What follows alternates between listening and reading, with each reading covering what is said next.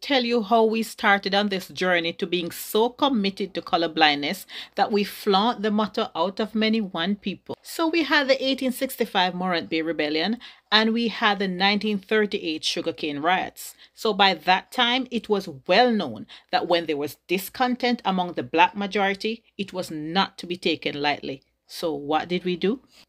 We hosted a colorism pageant. Yes, seriously.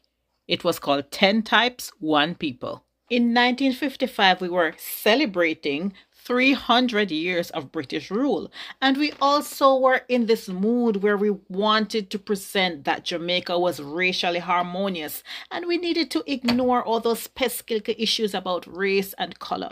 So yeah, we had a 10 Types, 1 People beauty contest to project an image of a multiracial Jamaica. Even in that time, there were rumblings about why the Miss Jamaica contest is always being won by someone white or very light-skinned.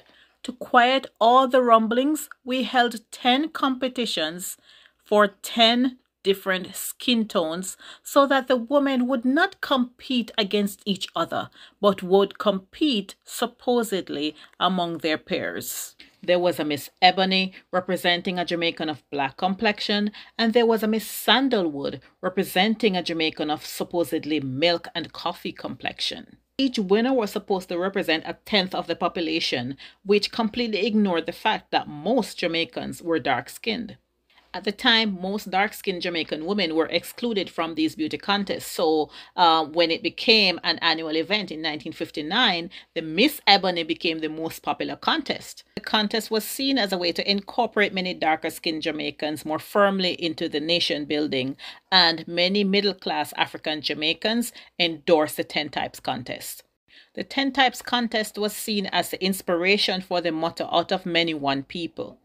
Then Gleaner editor Theodore Seeley, who chaired the Independence Committee, wrote, "The 10 Types contest had been so popular that the concept entered the public consciousness, and it was probably by force of habit that the members of the legislature chose the expression out of many one people." The motto was seen as a means to bind together all sections of our multiracial community so that the people of Jamaica may move forward as a united nation with one aim.